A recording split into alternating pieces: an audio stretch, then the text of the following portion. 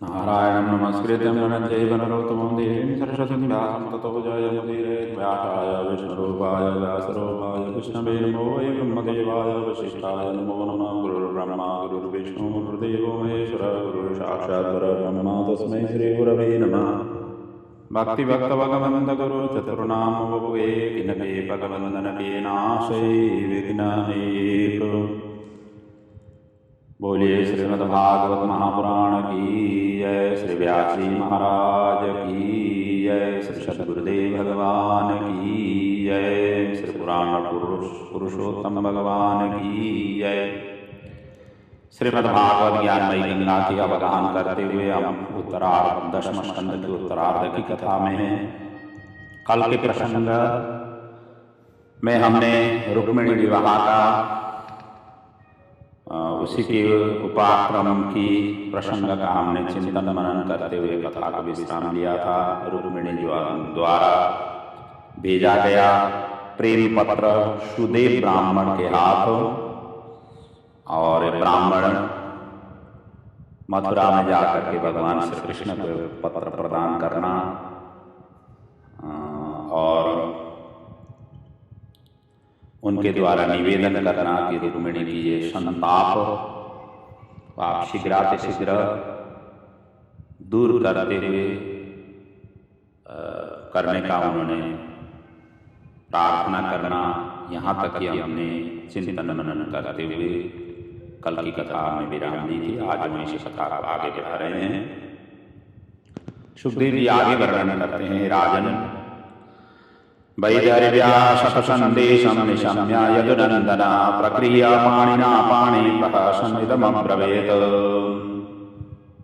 वैदर्भ्याशतसन्देशं अथा रुक्मिणी की ये संदेश सुन करके निशम्य यदुनन्दनः प्रक्रिया पाणिना पाणि हाथ में हाथ मिला करके हंसते हुए इस प्रकार से भगवान ने कहा।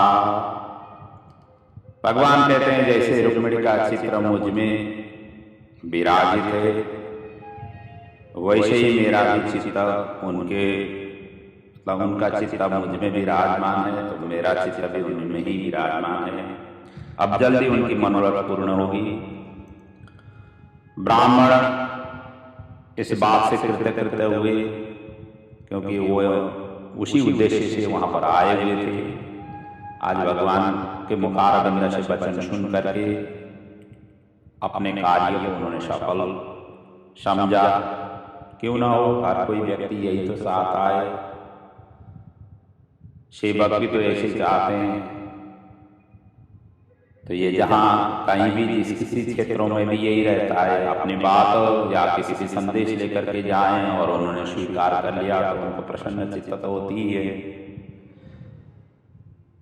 तो इसके पश्चात भगवान ने दूसरे दिन, क्योंकि कल ही शादी होनी थी, रुक्मिणी इसी प्रकार से संदेश भेजा था, तो दूसरे दिन सुबह ही उठ करके अपने नित्य क्रिया करने के पश्चात दारुक सारथी को रथ तैयार करने के उन्होंने आदेश दिए। और रुक्मिणी वैसे भी भगवान श्री कृष्ण की आज्ञा शक्ति थी, साक्षात लक्ष्मी की अवतार थी। सुदेव ब्राह्मण को पहले रथ में बैठाया, गणपति का वहां पर स्मरण किया गया, उनका प्रार्थना पूजन अर्चन करके फिर भगवान स्वयं रथ में विराजमान हुए। इसलिए शास्त्र कहते हैं घर से निकलते समय सुबह अपनी छोटी सी जो भी मंदिर भगवान ने जैसा प्रेरणा दे करके घर घर में जो भी मंदिर बने हुए हैं उनको प्रणाम करके निकलना चाहिए। ऐसा नहीं है कि घर के कोई सदस्य पूजा कर रहे हैं और बाकी सदस्य काम में निकलना हो और बिना प्रणाम करके निकले, ऐसा नहीं। हर एक घर के सदस्य को अपने घर की मंदिर में जाकर के सुबह शाम माथा टेकना चाहिए। ये करेंगे तो भगवान का निरंतर आशीर्वाद होगा। भगवान की तरफ हम लगे हुए हों तो भगवान भी हमारे तरफ मोड़ जाते हैं और हम भगवान की तरफ पीठ दिखा करके चलेंगे तो भगवान भी हमारे तरफ पीठ ही दिखा करके चलेंगे। इसलिए सुबह शाम माथा टेकने का यही एक आध मंत्र आता हो तो मंत्र भी बोलिए, गुरु मंत्र लिया हुआ तो गुरु मंत्र का जाप करिए। सुबह स्नान आदि करने के पश्चात भगवान के आगे जो जगा करके, तो हर घर के सदस्य को करना चाहिए। सायंकाल के समय में तो सारा परिवार एकत्र बैठ करके, एक साथ में बैठ करके भगवान का स्तुति, वंदना, पाठ, चिंतन, कीर्तन, भजन, कीर्तन इस तरीके से करना चाहिए। घर को ही देवालय बनाना चाहिए। देवालय में तो भगवान होते ही हैं, लेकिन घर के अंदर में ही हर सदस्य के अंदर ही भगवान के भाव को, भगवत प्राप्ति के भाव को जागृत करना चाहिए। यही जीवन का लक्ष्य और ध्येय होकर के हर कोई गृहस्थी को आगे बढ़ना चाहिए। केवल जंगल में जाकर के तपस्या करने से ही भगवान प्राप्ति नहीं होते हैं। भगवान प्राप्ति के यही है, हम उधर की तरफ सम्मुख हैं या विमुख हैं, बस यही। सम्मुख हैं तो भगवान प्रसन्न है, विमुख हैं तो भगवान हमारे ऊपर कल्याण नहीं करेंगे, बस इतना ही है। यहाँ घर से निकलते समय भगवान ने गणपति का स्मरण किया, गणपति की पूजन की, चिंतन किया, क्योंकि विघ्नहर्ता भी वही है, विघ्नकर्ता भी वही है। उनको प्रणाम करते हुए वंदन किया। विघ्ननाशो विनायक। इसके पश्चात रथ आगे बढ़ा और तीव्र वेग से रथ चलने से शीघ्र ही वो विदर्भ, जिसको कुंडिनपुर कहा गया है, वहां पर पहुंचा। रथ वहां पहुंचते ही प्रभु दर्शन से सबको आनंद प्राप्त हुआ। नगरवासी ने रुक्मिणी के योग्य वर भगवान को देखा वहां पर। इधर बलराम जी भी भगवान उस प्रकार से निकले हुए हैं, कहीं मेरा साथ देना न पड़े, मुझे तो उन्होंने सूचना दिया ही नहीं। और बाद में उनको पता चला तो सेना सहित सभी लेकर के दल बल के सहित बलराम जी पीछे, मतलब उनका पीछा किया। कहीं झगड़ा हो तो हम भी ऐसे थोड़ी बैठेंगे, क्या पता, भगा करके ले आने के लिए जा रहे हैं, कुछ भी हो सकता है। कहीं मंगनी के सहित शादी करने जाए तो कई प्रकार की घटनाएं आजकल घटने लगी है। यहाँ तो हरण करने का सवाल था, कुछ भी हो सकता है। इसलिए बलराम जी, दाऊ जी पीछे पीछे अपने दल बल के सहित पहुंचे। उधर रुक्मी के सलाह के अनुसार भीष्मक ने विवाह की पूर्व तैयारी प्रारंभ कर दिया। शिशुपाल, जरासंध आदि पहले से ही वहां पर पहुंचे हुए थे। नगर में अपूर्व श्रृंगार, ध्वजा पताकाओं से सुशोभिता, ब्राह्मण द्वारा स्वस्ति वाचन पूर्वक मांगलिक कार्य आरंभ हुआ। भोजयित्वा यथान्मायः वाचयामास मंगलम। सभी मंगल आचरण जो भी शादी के पूर्व कृत्य होती है, पूर्वांग जो भी होती है, ग्रह स्थापन, ग्रह पूजन, अर्चन, ये सभी अनेक प्रकार की कार्य ब्राह्मण लोग कर रहे थे। इधर रुक्मिणी को चिंता सताने लगी। नाना प्रकार के संकल्प विकल्प मन में उनके उठने लगे। लेकिन उसी समय एकाएक उनका वाम अंग सहसा फड़कने लगा। वाम ऊरुर्भुजो नेत्र अस्फुरन् प्रियभाषिण। कहते हैं स्त्रियों की वाम अंग स्फुरण हो जाए तो यह शकुन माना जाता है। अंग स्फुरण जो शास्त्र है, सामुद्रिक शास्त्र में इस प्रकार का वर्णन है। वहीं पर पुरुष का दाहिना और माताओं का बाम, यह अंग स्फुरण शुभ सूचक मानी जाती है। शकुन उनको हो गया। और आगे कहते हैं सुदेव अंतपुर में जाकर के जैसे ये स्फुरण हो रही थी, उसी समय सुदेव ब्राह्मण अंतपुर में गए। उन्होंने सुसमाचार प्रदान किया। रुक्मिणी अति प्रसन्न हुई, कुछ देना चाहिए पर वहां दे नहीं पाई। इससे ब्राह्मण की एक ऋणी बन गई, परंतु परोक्ष में सब कुछ प्रदान किया। भीष्मक ने अपनी बेटी का विवाह देखने कृष्ण बलराम आए हैं ऐसा सुन करके उधर रुक्मिणी के पिता अति प्रसन्न हुए, यथोचित उनको सत्कार किया। उधर जरासंध शिशुपाल आदि को कृष्ण आगमन का समाचार सुन करके चकाचौंध हो गए। जरासंध ने तो कई बार जो है आक्रमण किया था, प्रवर्षण पर्वत में ही अग्नि दहा करके वहां से निकला हुआ था। ये सुनते ही चकाचौंध हो गए। और जो ज्येष्ठ भ्राता था रुक्मी, उसने कहने लगा कि नहीं घबराइए,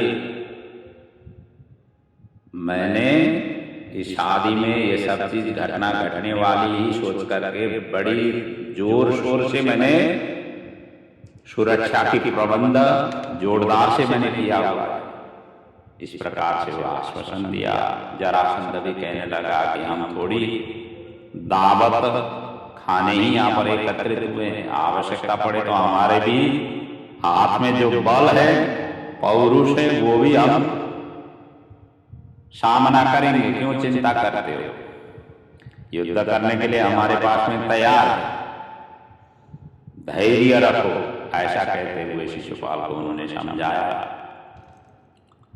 अब इधर विवाह विधि आगे बढ़ता गया।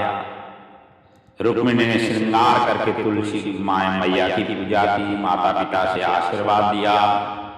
और इसके पश्चात इनके परंपरा में कुल देवी का दर्शन करने जाने का परंपरा था।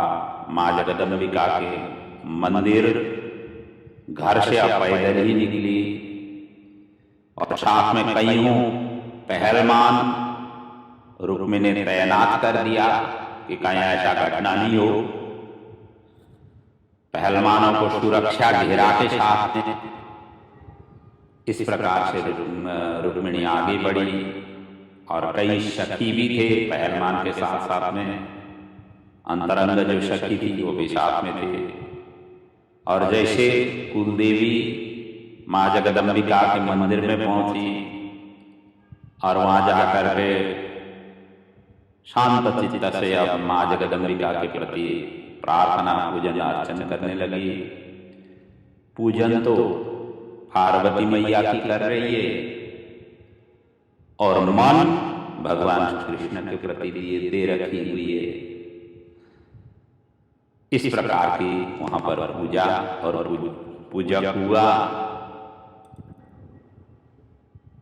और जैसे पूजा पूर्ण की, उसके पश्चात रुक्मिणी जैसे बाहर मंदिर के बाहर आई, वैसे ही कामंद राजाओं ने माता रुक्मिणी का सौंदर्य की प्रशंसा की। जितने भी कामंद राजा थे उनको एक झलक देखने के लिए वो तड़प रहे थे। उन्होंने देखते ही बड़ा उनका प्रशंसा की। जीव मात्र की माता के प्रति ऐसा देख करके असह्य हुआ। रुक्मिणी को नेत्र से तेज प्रकट हुआ, जिससे वो सबके सब मूर्छित हुए। इतने में ही भगवान ने रुक्मिणी को हाथ में पकड़ करके रथ में बैठाया। उसी का वर्णन सुखदेव जी कर रहे हैं। ताम्राजकन्यां रथमारुरोक्षतीं जहार कृष्णो द्विषतां समीक्षतां रथां समारोप्य सुपर्णलक्षणं राजन्यचक्रं परिभूय माधव। सभी के बीच में से रुक्मिणी का यहां पर हरण हुआ। जैसे श्रृंगालों के मध्य से सिंहा अपना भाग लेकर जाता हो, भगवान ने शंख ध्वनि वहां पर किया और शंख ध्वनि करते ही रथ को आगे बढ़ाया, क्योंकि बिना सूचना दिए जाना वो भी उचित नहीं था। वीरों का यह लक्षण नहीं है। जैसे उन्होंने रथ में बैठाया और पांचजन्य शंख का उद्घोष किया, आओ चैलेंज है, ऐसा कहते हुए भगवान ने चैलेंज की, वो शंख ध्वनि किया और रथ को आगे बढ़ाया। जैसे शंख ध्वनि सारा गूंज उठा, सर्वत्र उसका प्रतिध्वनि गूंज करके उठ गया। कामंद राजा एकजुट हो गए और युद्ध करने तैयार हुए। शिशुपाल गया नहीं, क्योंकि तो बर राजा बन करके वहां पर आया था, और बर राजा ही युद्ध में जाए तो कितना लज्जाशील हो जाएगी, यही लज्जा के ही कारण हो गया है। साधारण एक गोप ने, गैया चराने वाले गोप ने वीरों को यश धूल में मिला दिया, उन सभी को मातम करा दिया। इसी कारण से ये सभी के सभी जो कामंद राजा थे युद्ध के लिए तैयार हो गए, जुट गए। आगे सुखदेव जी वर्णन करते हैं, जब युद्ध के लिए जुट गए तो दोनों तरफ से सेनाओं का आपस में घनघोर युद्ध प्रारंभ हुआ। अंत में जरासंधा आदि वीर संग्राम छोड़ करके भाग खड़े हुए। शिशुपाल को जरासंध ने समझाया, जय और पराजय काल के अधीन है। मैंने 17 बार पर्यंत धैर्य नहीं छोड़ा था, 18वें बार में स्वयं ये भागा था, समय आने पर हम भी जीत लेंगे। इस तरीके से शिशुपाल को उसने समझाया। रुक्मी को उस समय सहन नहीं हुआ, उसने तो प्रतिज्ञा ही की। रुक्मी ने क्या प्रतिज्ञा, क्योंकि उसी के ही कारण शिशुपाल को देने के लिए राजी हो गए थे इनके पिताश्री। तो आज शिशुपाल को तो उन्होंने समझाया, लेकिन रुक्मी को असह्य हुआ और उसने वहां पर प्रतिज्ञा की। सुखदेव जी वर्णन करते हैं क्या प्रतिज्ञा की। अहत्वा समरे कृष्ण अप्रत्यूय च रुक्मिणीं कुंडीनं न प्रपेक्ष्यामि सत्यमेतत् ब्रवीमि वः।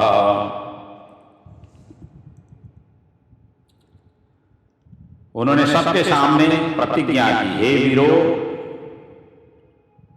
कृष्ण को मारे बिना, रुक्मिणी को वापस लाए बिना मैं इस कुंडी नगर में प्रवेश नहीं करूंगा। ऐसा उसने प्रतिज्ञा की।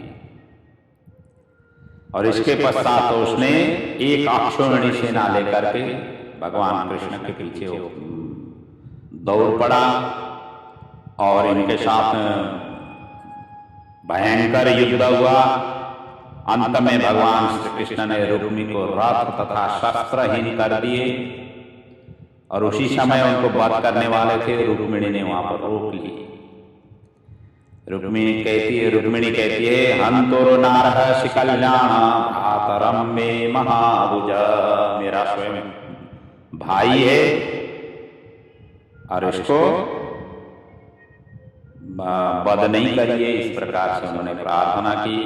रुक्मिणी का करुण पुकार से भगवान ने उनको वध नहीं किया, परंतु उनका दाढ़ी मूंछ के सहित मुंडन करा करके उनको कुरूप बना दिया और वहां पर छोड़ दिया। इसके पश्चात अब रुक्मिणी ने तो पहले ही प्रतिज्ञा की थी कि उनको मारे बिना, उनको वध किए बिना, रुक्मिणी को वापस लाए बिना मैं वो अपने नगर में वापस नहीं आऊंगा। इसके पश्चात रुक्मिणी आया नहीं, नगर में आया नहीं। अपने प्रतिज्ञा के अनुसार कुंडिनीपुर तो ये नहीं लौटा और इसके पश्चात ये भोजकट नामक एक विशाल नगर बना करके वहीं पर रहने लगा। चक्रे भोजकटम नाम निवासाय महत्पुरम। भोजकट नगर में ये रहने लगा। इस प्रकार रुक्मिणी को हरण करके भगवान ने द्वारिका लेकर के आए। द्वारिका में सर्वत्र आमोद प्रमोद, सर्वत्र छाया, नगर भव्य सजावट, नगर के सर्वत्र भव्य सजावट हुई। ध्वजा पताका बंधन बार, केले के स्तंभ, जलपूर्ण घाट, सुगंध अत्तर, सर्वत्र अत्तर की सुगंधिता सर्वत्र बिखर गई और इसके पश्चात भव्य रूप से यहाँ पर विवाह की तैयारी होने लगी।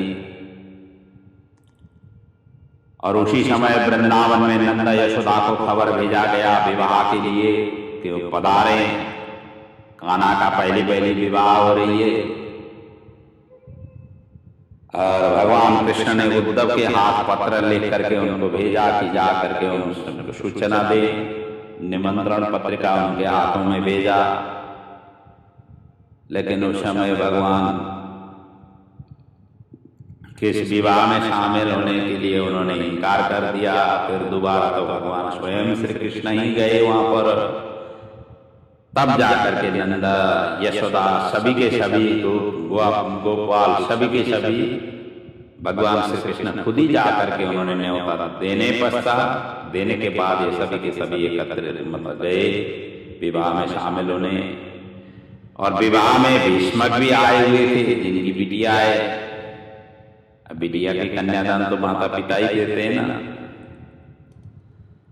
और समय आया मार्गशीर्ष महीना शुक्ल पक्ष के दिन, शुक्ल पक्ष की पंचमी का दिन, इसी दिन विवाह का मुहूर्त निकला। और उसी दिन भव्य रूप से विवाह का कार्य सुसंपन्न होने लगा। ये मार्गशीर्ष पक्ष की शुक्ल पक्ष की पंचमी तिथि यह स्वयं सिद्ध विवाह मुहूर्त है। भगवान श्री राम जी और जानकी का भी विवाह इसी दिन हुआ था, इसलिए इसको विवाह पंचमी के रूप में मनाया जाता है। जनकपुर में आज के दिनों में भी ये विवाह पंचमी के दिन बड़ी हर्षोल्लास के साथ वहां पर मेला लगती है। ये विवाह के कार्य वहां पर सुसंपन्न होते हैं। विवाह मंडपी है। कभी आप जनकपुर धाम गए हुए हैं तो आपको तो सारा मालूम हो ही जाता है। जनकपुर धाम जो नहीं पहुंचे हुए हैं, भविष्य में जब कभी भी पहुंचने वाले हैं तो अवश्य पहुंचे। माता जानकी का इतना दिव्य सुंदर भव्य मंदिर, विवाह मंडप आदि, और वहाँ के आसपास के सरोवर आदि का जो अपूर्व शोभा है, जनकपुर वासियों की जो अद्भुत स्वागत और सत्कार है। क्योंकि जानकी का स्वयं महालक्ष्मी वहां पर प्रकट होकर के विराजी हुई है। और इतना अपूर्व अद्वितीय उन वहां के नगर के वासी उस प्रकार से श्रद्धालु भक्तों के प्रति नतमस्तक होकर के स्वागत करते हैं। ऐसा दिव्यतम क्षेत्र है जनकपुर धाम। जीवन में ऐसे तीर्थाटन में एक बार अपना चरण पड़े, ऐसे भगवान ने जहाँ जहाँ लीला की, ऐसे क्षेत्रों में जहाँ जहाँ भगवान प्रकट हुए, भगवान के जो स्वरूप का प्राकट्य हुआ, ऐसे क्षेत्रों की अवश्य दर्शन करना चाहिए। आज जनकपुर धाम नेपाल में है, अद्वितीय वहाँ की छटा है। जाते ही वहाँ पर वो सुगंध हमें प्राप्त होती है। माँ जानकी ने जो उस समय छोड़ी हुई जो सुगंध है, वो आज भी वहाँ की मिट्टी में, वहाँ की धरती से ये खुशबू हमें मिलती है। तो ये भाद्र मार्गशीर्ष मास की शुक्ल पक्ष की पंचमी की तिथि के दिन यहाँ पर विवाह का कार्य होने लगा। ब्राह्मण षष्ठी वाचन करने लगे। कस्तूरी तिलकम ललाट पटले वक्षस्थले कौस्तुभम नासाग्रे वरमौक्तिकं करतले वेणुकरे कंगणम शर्वांगे हरिचंदनं सुललितं कंठे च मुक्तावली गोपः स्त्री परिवेष्टितो विजयते गोपाल चूड़ामणि। इसी प्रकार वैदिक मंत्रों का उच्चारण होने लगा। सहस्र शीरेखः पुरुषः सहस्राक्षः सहस्रपाद शभूनिलुं सर्वतः स्मृतः ततेशदशाङ्गुलं पुरुष एवेदगं सर्वं यथोक्तं यच वाव्यम्। बड़ा दिव्य मंत्रोच्चारण के साथ दिव्य मंडप में सारा फेरे आदि का कार्य सुसंपन्न होने लगा। कृष्ण रुक्मिणी का दर्शन करके गोपियां बड़े कृतकृत्य हो गए और सभी आनंद में उद्भासित हो गए। सभी के अंदर इतना प्रेम, आदर और सम्मान उमड़ करके ऐसे प्रस्फुटन हुआ, वो कौन वर्णन कर सकता है। इतना दिव्य उन्माद वहां पर हुआ। और इधर गोपियों ने भगवान श्री कृष्ण और रुक्मिणी के साथ में अर्थात लक्ष्मी के साथ में मिलन उनके देख करके कहीं गोपियां ने वहीं पर देह उत्सर्ग की। गोपिनियों के श्री अंग की शरीर के जो अंग थे वो जाकर के जमीन में मृतिका के साथ में मिल गई और इसी से गोपी चंदन बना। और वहीं पर एक गोपी सरोवर भी है। गोपियों की जो विरह स्वरूप एक गोपी सरोवर भी है। ऐसा दिव्यतम प्रसंग था रुक्मिणी का विवाह का प्रसंग। यहाँ रुक्मिणी हरण का जो तात्पर्य है, कहते हैं महालक्ष्मी का स्वयं अवतार थी रुक्मिणी। भगवान श्री कृष्ण स्वयं नारायण के अंश अवतार थे, तो इसलिए महालक्ष्मी नारायण की ही नित्य सिद्धा मतलब स्वरूपिणी है, इसलिए उन्हीं को प्राप्त हुआ, शिशुपाल को नहीं। और शिशुपाल क्या है? शिशूनां पालयति रक्षयति इति शिशुपाल। जो शिशुओं को ही लालन पालन में जिनका सारा समय व्यतीत हो, धन व्यतीत हो, समय व्यतीत हो, उस व्यक्ति का नाम है शिशुपाल। और ऐसे व्यक्ति हमेशा कामी रहते हैं, वासना युक्त होते हैं। सांसारिक सुख में डूबा हुआ जीवनी शिशुपाल है। संसार के ही इर्द गिर्द में जो रम जाए, मस्त रहे, ये सभी के सभी शिशुपाल है। संसार से जो ऊपर उठे हुए, संसार से विरक्त होकर के प्रभु की तरफ जो लगे, वही व्यक्ति को महालक्ष्मी की, वही व्यक्ति ब्रह्म संबंधकार उसी का ही हो सकता है। बाकी तो जो संसार में ही फंसे हुए व्यक्ति हैं, यही विषय वासनाओं से फंसा हुआ, काम क्रोध लोभ से फंसा हुआ, ऐसे व्यक्ति ही शिशुपाल है। तो ऐसे शिशुपाल को कहाँ से ये मिले? भगवान तो गोपाल हैं। गो का अर्थ इंद्रिय, इंद्रियों को वशीकरण करने वाले हैं। ऐसे के पास में ही लक्ष्मी का निवास रहता है। रुक्मिणी की माता शुद्धमती, वैसे भागवत में इनका नाम उल्लेख नहीं है, मतलब इनकी माता का नाम जो शुद्धमती के हैं, उसी के यहाँ लक्ष्मी का आगमन होती है। मति शुद्ध बना, पवित्र बना, कलंक रहित मति बना, तब जाकर के लक्ष्मी का आगमन आपके यहाँ होती रहती है। मति यदि कलुषित हो, मति में खोट हो, मति अनेक प्रकार से भ्रमित हो, वहां पर लक्ष्मी आ नहीं पाती है।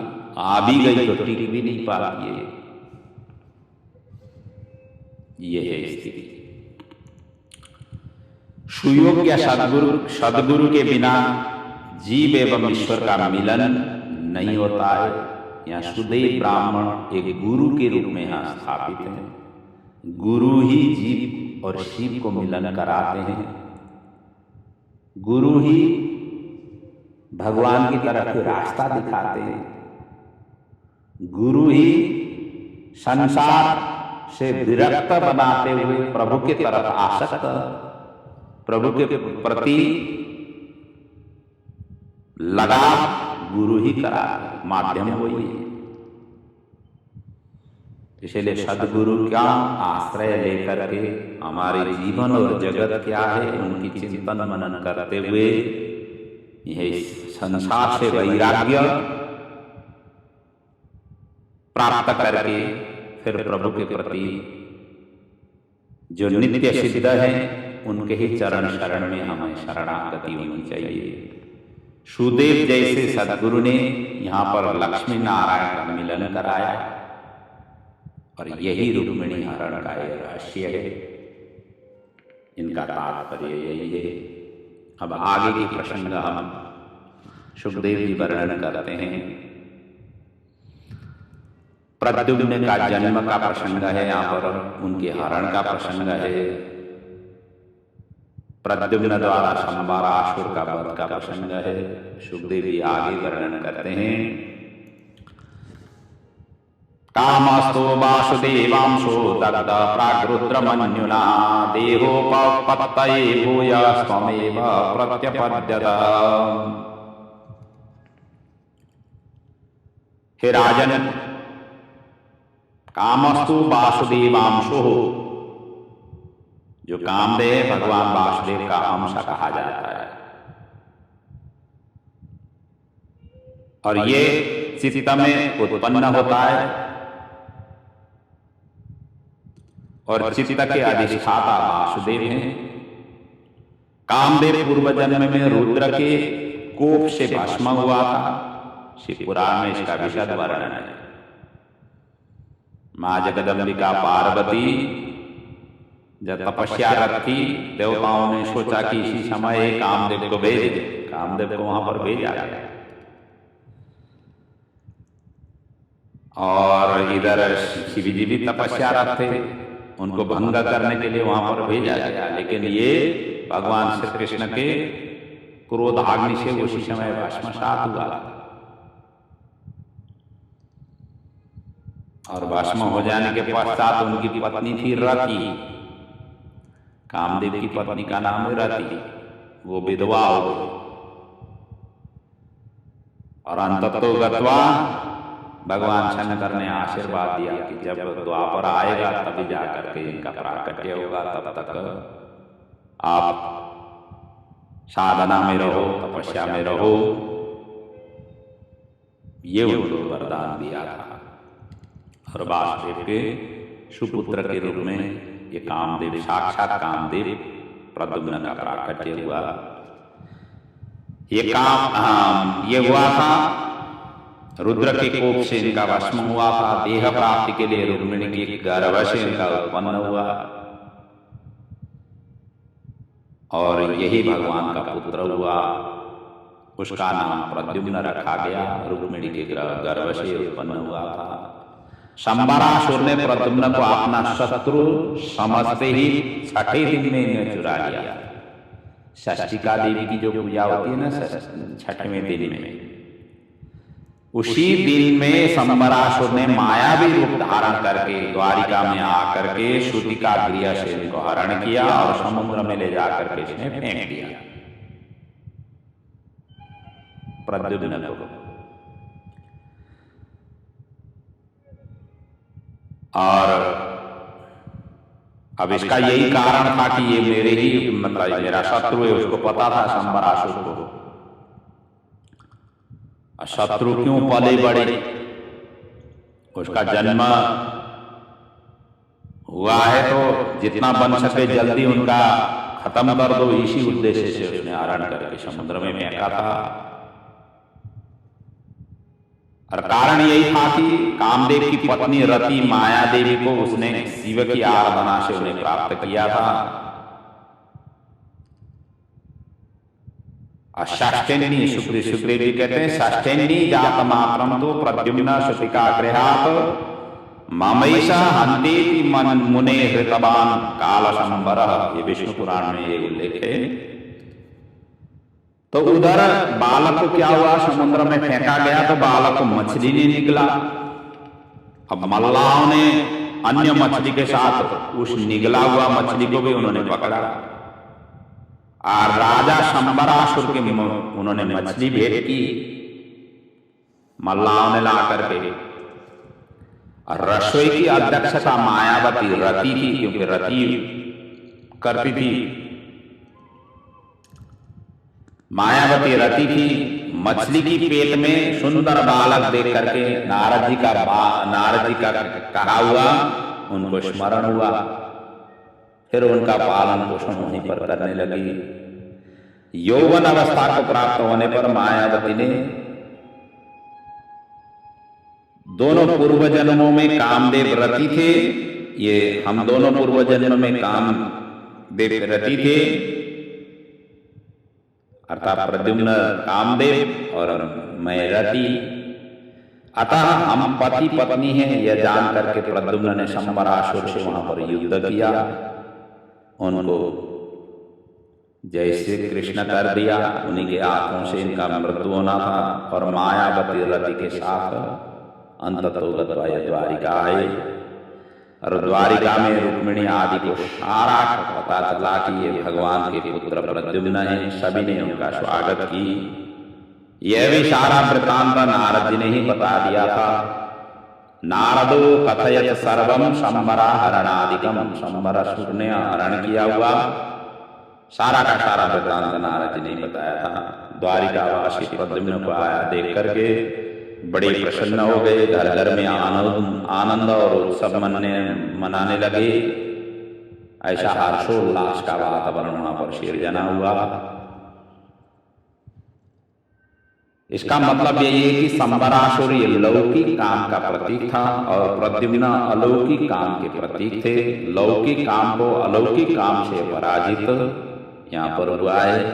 प्रद्युम्न साक्षात द्वितीय कृष्ण जैसे थे, इनका रूप रंग वर्ण सभी तरफ से मानो ये दूसरे कृष्ण जैसे ही प्रतीति थे। ऐसा दिव्यतम इनका अपूर्व शोभा सुसंपन्न थे। क्यों न हो, कामदेव का साक्षात प्रतिमूर्ति थे, और कामदेव स्वयं अद्वितीय विलक्षण स्वरूप का कामदेव के विषय में वर्णन किया गया है।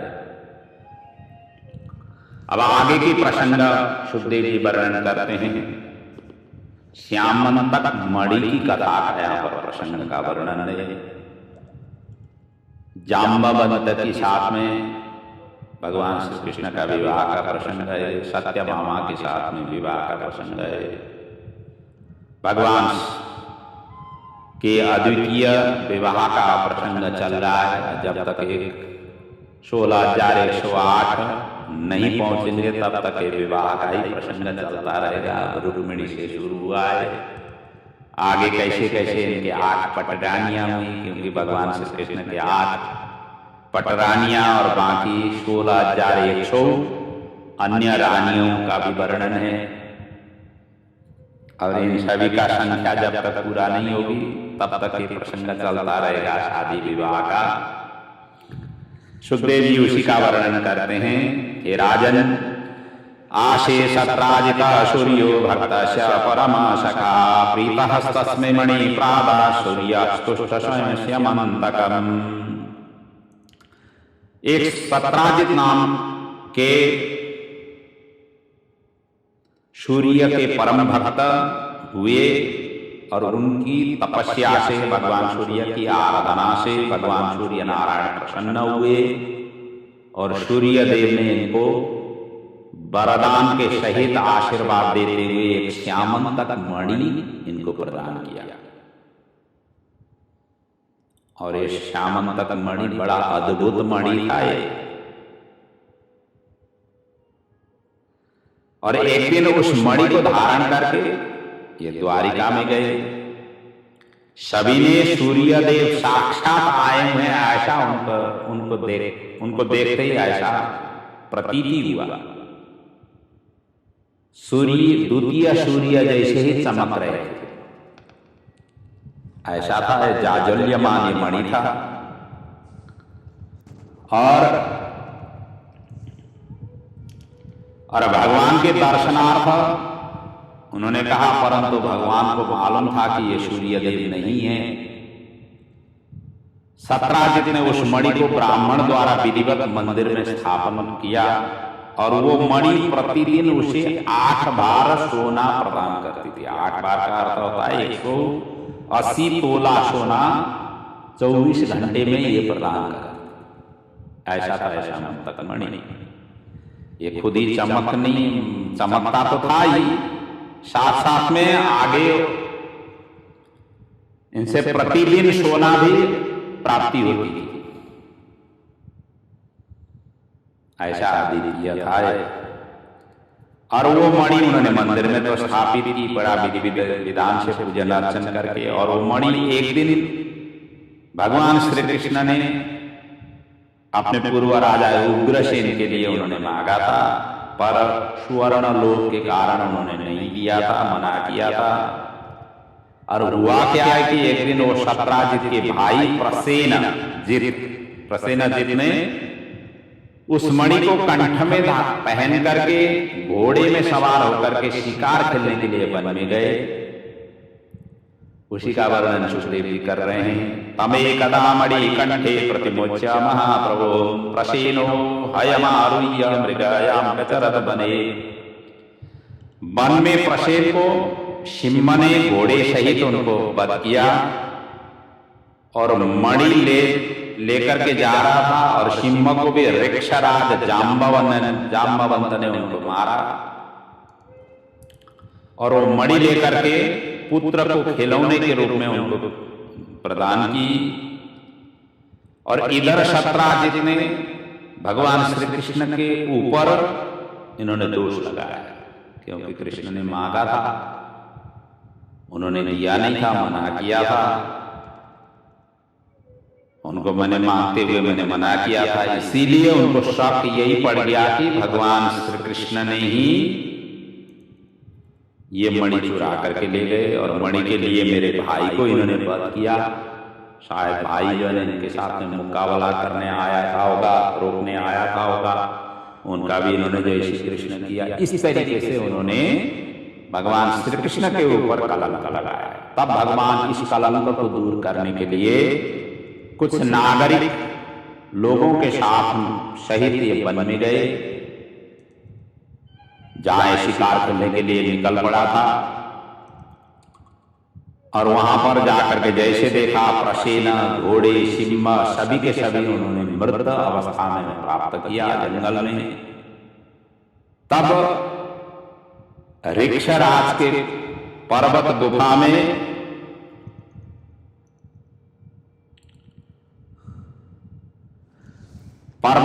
में गए, जहां पर ऋक्षराज रहता था। और इधर जो है ना सभी जितने भी थे परिकर, इनको भी साथ में लेकर के वो गए थे। उन सभी को लोगों को तो बाहर ही खड़ा किया कि तुम लोग यहीं पर प्रतीक्षा करो, मैं अंदर जाकर के तलाश करके ले आता हूं। ऐसा कहते हुए भगवान अंदर चले गए उस ऋक्षराज की गुफा में। और अंदर जैसे प्रविष्ट हुए, धाई माता थी, उनसे पहला मिलन हुआ। बच्चों को रोते हुए को देख, वही मणि को दे करके, जो मणि उन्होंने चुरा करके ले आए थे।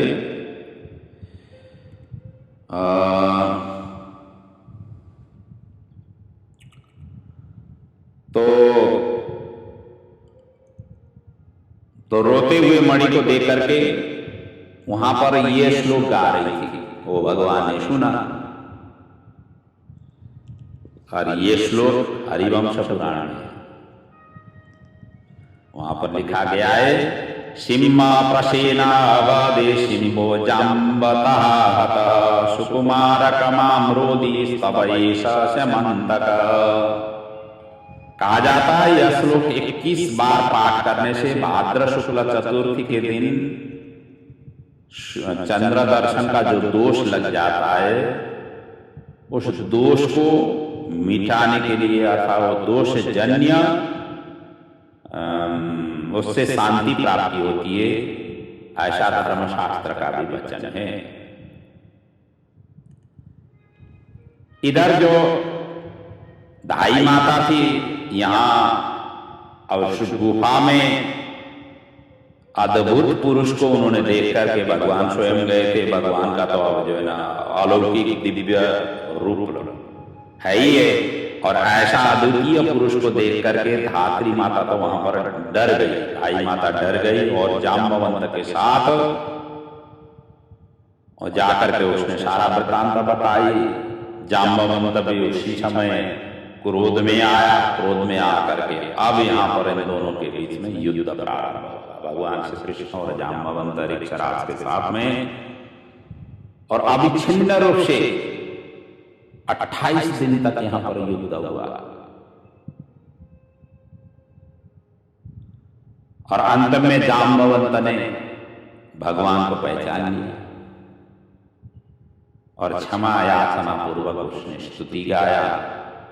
भगवान ने भी जाम्बवंत की याचना से प्रसन्न हुए, और उधर लज्जावश अपनी बिटिया जाम्बवती को भगवान को दे करके मणि भी उन्होंने वापस कर दी, और मणि लेकर के और जाम्बवती को भी साथ में लेकर के जैसे भगवान गुफा से बाहर आए, तब तक में तो जितने जो परिचर गए थे उनके साथ में वो तो वहां पर थे ही नहीं, जिनको इन्होंने साथ में लेकर के कौन रुके इतने दिन तक, 28 दिन तक तो वहां पर रुके थे। नागरिक लोग जो भी थे वहां पर, ये 12 दिन तक तो वहां पर रुके, प्रतीक्षा करते रहे। उसके बाद में ये वापस आए, भगवान श्री कृष्ण जय श्री कृष्ण हो गए ऐसे सोचते हुए आए। यहाँ आकर के वसुदेव को सारा कुछ समाचार दिया, और देवी भागवत में तो यहाँ तक लिखा हुआ है कि उसी समय उन्होंने देवी भागवत की कथा कराई। ये जो दिन, इन्हीं दिनों में उन्होंने देवी भागवत की कथा श्रवण की, और जिस दिन पूर्णाहुति हो रही थी उसी दिन भगवान मणि के सहित वहां पर पहुंचे, अर्थात द्वारिका में पहुंचे, ऐसा वर्णन है देवी भागवत। तो 28 यहाँ पर मतलब नवान्न पारायण उन्होंने कराया था वसुदेव ने। तो 28 दिन के बाद में जैसे आए तो यहाँ पर और कोई थे नहीं, और जाम्बवती को लेकर के घर वापस आए द्वारिका में आकर के सभी को उन्होंने जो घटना घटी थी सारा उन्होंने वृत्तांत बताया। सभी ने वहां पर भगवान श्री कृष्ण का मृत्यु सोचा हुआ था, और अंततोगत्वा मणि ला करके उन्होंने शतराजित को प्रदान किया, जिन्होंने तपस्या करके प्राप्त की थी इस मणि को, उन्हीं को उन्होंने प्रदान किया। शतराजित भी लज्जावश उसको मिथ्या कलंक भगवान पर लगाया, ऐसे सोच करके अपने आप को उसने हीनता बोध की।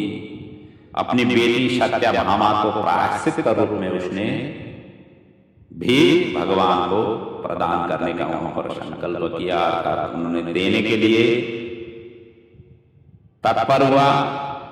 और साथ साथ में वो मणि जो श्यामंत मणि था, वो मणि भी उन्होंने बिटिया के साथ में भगवान श्री कृष्ण को ही प्रदान किया। भगवान ने मणि तो नहीं लिया, परंतु कन्या को उन्होंने स्वीकार किया, क्योंकि उन्होंने तपस्या से प्राप्त हुआ था मणि, और इसी मणि के कारण उनको कलंक लग गया था। भगवान ने उस ऐसे कलंक चीजों को उन्होंने लेना उचित नहीं समझा, उनको ये वापस कर दिया।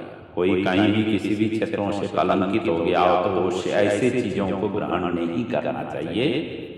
साधारण जीवन में भी यही हो, किसी के द्वारा वाद विवाद काफी पड़ा हुआ हो, ऐसे वाद विवाद से ग्रसित कोई भी वस्तु हो, पदार्थ हो, चीज हो, ऐसे चीजों को आगे नहीं लेना चाहिए, किसी को भी नहीं लेना चाहिए। और कलंक का कारण वही श्यामंत मणि था, और आज भगवान ने उनको ला करके दे दिया, फिर भी उन्होंने वापस कर रहे थे, भगवान ने अस्वीकार किया। और ये मिथ्या कलंक के विषय में क्यों ऐसा मिथ्या कलंक लगा, अब इसके विषय में थोड़ा चिंतन हो।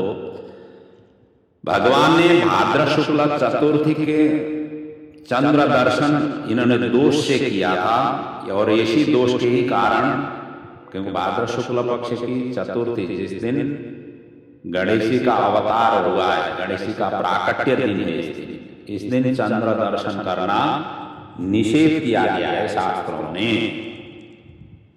और ये मणि उन्होंने इसी दोष के कारण इनका मिथ्या कलंक लगा था। स्वयं भगवान का ही वचन है ये, मया भाद्रपदे शुक्ल चतुर्थ्यां चंद्र दर्शनम गोष्पा दाम्बुनि वैराजन कृतम दीव अपश्यता। ये स्कंद पुराण का श्लोक है। वहां पर कहा गया है गोष्पताम्बुनि, अर्थात गोपद जल में गाय के जो खूर है, जहां पर गाय पैर रखती है, पैर रखने से जो गड्ढा बन जाता है, उस गड्ढा के अंदर में जो जल स्थिर हुआ हो, और उस जल में चंद्र की प्रतिमा, उसकी प्रतिबिंब, इस तरीके के भगवान ने देखा था। और इतना देखने के साक्षात उन्होंने चंद्रमा को नहीं देखा था,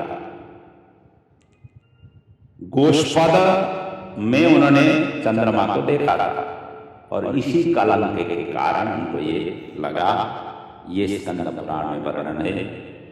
नारद जी ने भी भगवान को यही कहा था, त्वया भाद्रपदे शुक्ल चतुर्थ्यां चंद्र दर्शनम कृतम येनेह भगवान वृथां शाप अवाप्तवान।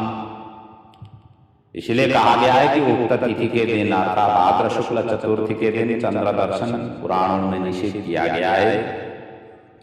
और इसकी कथा ऐसी है,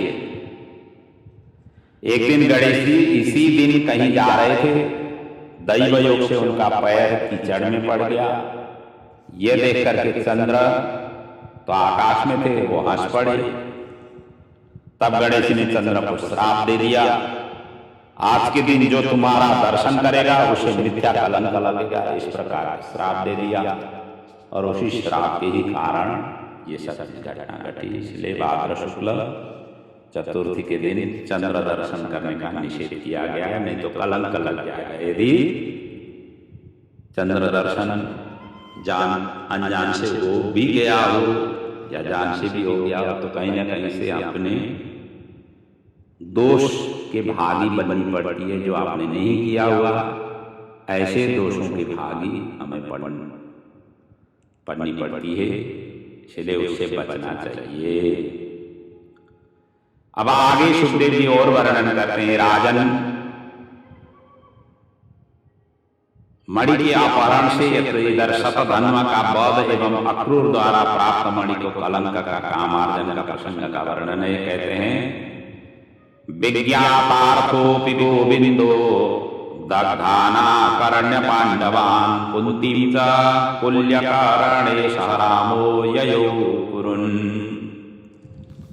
लाक्षा भवन ने पांडवों का दाह का मिथ्या समाचार सुन करके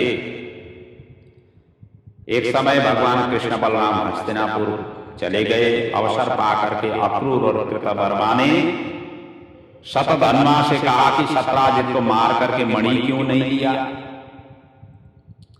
इतना प्रेरणा पाकर शतधन्वा ने एक दिन सोते हुए सत्राजित को मार डाला और मणि को लेकर के भाग गया। शयान अवधीत लोभा सपाप क्षीण जीवित। सत्राजित की पत्नी पुत्री सत्यभामा, इन दोनों को वियोग हुआ। पिता को तेल की बड़ाई में, मतलब उसके कड़ाई में रख करके हस्तिनापुर वहां पर गई। और भगवान ने अपने ससुर का वध हो गया है ऐसा सुनकर के द्वारिका वो तुरंत ही वापस आए। शतधन्वा घबरा गया। मणि अक्रूर और कृतवर्मा को देना था, परंतु उन्होंने देना स्वीकार किया।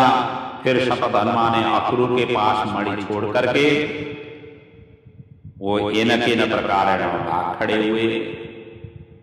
कृष्ण बलराम ने उनका पीछा किया और मिथिला नगरी के पास उपवन में जाकर के उनको जय श्री कृष्ण कर दिया। और उसके शरीर में खान तलाशी हो गई, लेकिन मणि वहां पर नहीं था। तब ये निराश हो गए और बलराम जी ने तो कहा, उसके पश्चात राजा जनक के पास गए और भगवान श्री कृष्ण उसके पश्चात द्वारिका वो वापस आए।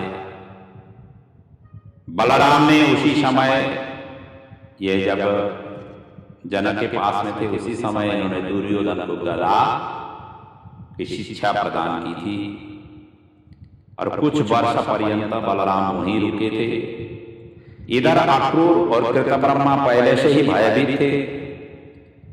कृष्ण ने ससुर के और्ध्वदेही क्रिया सुसंपन्न किया और अक्रूर से मणि के विषय में पूछा। अक्रूर ने मणि ला करके भगवान को प्रदान किया।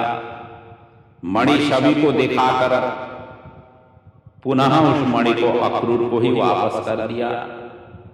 इस प्रकार भगवान कलंक से कलंक इस तरीके से इनके ऊपर में हुआ और इनसे कलंक से सदा सदा के लिए दूर हुए। जो मनुष्य इस का पाठ करता हो,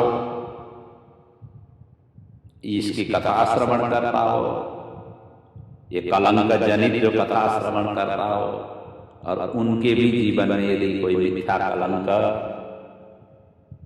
आ पड़ा हुआ हो या इसके सामना करना पड़ रहा हो या सामना कर रहे हो, तो ये दोष से वो मुक्त हो जाते हैं। ऐसा यहाँ पर इसकी महिमा का वर्णन है और शांति उनको प्राप्ति हो जाती है। इसलिए अंतिम में कहा गया है कि दुष्कृति दूरितम अपोय्य याति ही शांतिम, अंतिम में जाकर के इनको शांति प्राप्ति हो जाती है।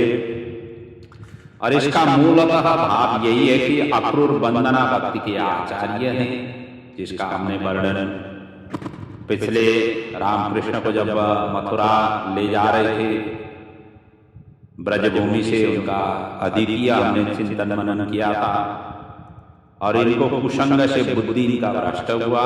शतराजित को हत्या के लिए प्रेरक बने, शतधन्मा के साथ में प्रेरक बने। सत्संग बिना भक्ति दृढ़ नहीं होता है और दोनों एक दूसरे के पूरक हैं, सत्संग और भक्ति।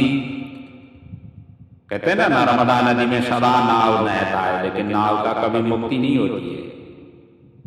कथा सत्संग सभी जने सुनते हैं, लेकिन पार वही लगते हैं जो इनका चिंतन मनन करते हो। और भक्ति के साथ में जो श्रवण करते हैं वही कथा श्रवण के सच्चे श्रोता माने गए हैं। और चिंतन मनन के साथ साथ में अपने व्यवहार में जब तक नहीं उतारते तो तब तक फिर भी कल्याण नहीं होती है। इसलिए नहीं तो जीवन कथा श्रवण करते करते हुए भी यदि आपने जीवन में उतार नहीं पाते हैं तो सभी अपूर्ण ही अधूरा ही माना गया है। इसलिए सबसे पहले मन को सुधारो, उसके बाद जगत को सुधारने निकल पड़ो। कई ऐसे होते हैं ना, जगत को सुधारने निकल पड़ते हैं, खुद का मन मलिन होता है और जगत उनको दिखाई देता है कि जगत मलिन है, उन सभी को उद्धार करनी पड़ती है, इसलिए वो जगत को सुधारने निकल पड़ते हैं। तो इसलिए पहले मन को सुधारो, फिर जगत के सुधारने के लिए निकल पड़ो। हालांकि जगत के सुधारने के लिए आपको टेका थोड़ी दिया हुआ है भगवान ने। भगवान ने तो आपके कल्याण के लिए यहाँ पर इस दुनिया में भेजा हुआ है। दुनिया की कल्याण करने के लिए आपको थोड़ी भेजा हुआ है। जन्म जन्मांतर के पश्चात आपने मनुष्य योनि आपको मिला हुआ है और इस मनुष्य योनि में ही आकर के आपने अपना कल्याण नहीं किया तो किसी योनि में जाकर के कल्याण करेंगे। वापस मनुष्य योनि मिलेगा नहीं मिलेगा क्या भरोसा है। हमने कैसे कैसे कर्म करते हुए आज तक की जीवन व्यतीत किया हुआ है, आगे भी हमारा मनुष्य योनि ही मिले ऐसा कोई ठिकाना तो है ही नहीं, कोई निश्चय तो है ही नहीं। हम पशु भी हो सकते हैं, थावर भी हो सकते हैं, अन्य अन्य जीव योनियों में भी आ सकते हैं। ऐसा गारंटी तो नहीं है कि मनुष्य हो गया तो फिर बार बार मनुष्य ही योनि में आएंगे और मनुष्य योनि में ही आएंगे तो आज जैसा अनुकूल है वैसा अनुकूल अगले जन्म में होगा नहीं होगा, इसका कोई गारंटी है ही।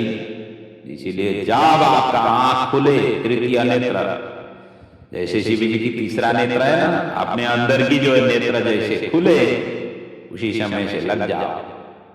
फिर विलंब नहीं करो, फिर प्रतीक्षा नहीं करो, फिर जो है समय का दुरुपयोग नहीं करो, समय का सदुपयोग करो। इसी में ही कल्याण है, इसी में ही जीवन, यही तो सिखाती है ऐसे सदग्रंथ।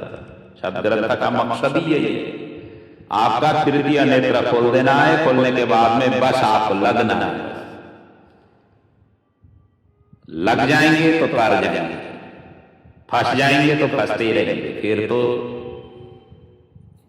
भगवान के सम्मुख होंगे तो ही तो स्वीकार करेंगे, भगवान के विमुख हो जाएंगे तो भगवान भी विमुख हो जाएंगे। तो कथा श्रवण के बाद भी यदि भगवान के प्रति भाव यदि जागृत नहीं होता है तो समझना चाहिए कथा हमने सुनाई, एक कान से सुना दूसरे कान से उड़ा दिया। या तो कथावाचक जो भी व्यास गद्दी में बैठ करके जो भी प्रवचन कर रहे हैं उसके प्रति हमारा ध्यान ही नहीं है। हम तो संसार में ध्यान, कई ऐसे कथाओं में बैठे हुए होते हैं ना, एक दूसरे के टीका टिप्पणी में ही लगे हुए होते हैं। घर से निकलते हैं कि कथा श्रवण करने के लिए, और पंडाल के अंदर जाकर के बैठ करके बस संसार की बातें करते हैं। कथा कि चिंतन मनन करने वाले लोग बहुत ही कम होते हैं। और भगवान जिस किसी को तारने के लिए आगे नहीं बढ़ते, जो भगवान के प्रति लग जाए उसी को तारने के लिए आगे आ जाए, उसी को ये हाथ बढ़ाते हैं। इसलिए जीवन में ये सब चीज करना चाहिए, यही इसका रहस्य था। और इसी के साथ में आज की कथा का विराम ले रहे हैं। श्रीमद् भागवत इस ज्ञानमयी गंगा की अवगाहन से आपका जीवन, आपके परिवार का जीवन, आपके पूर्वजों का जीवन,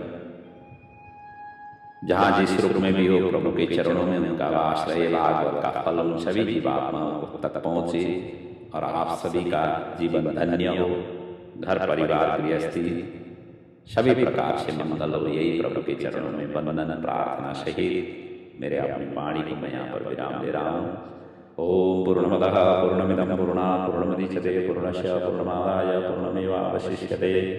बोलिए श्री भागवत भगवान की जय, पुराण पुरुषोत्तम भगवान की जय, सद्गुरुदेव महाराज की जय।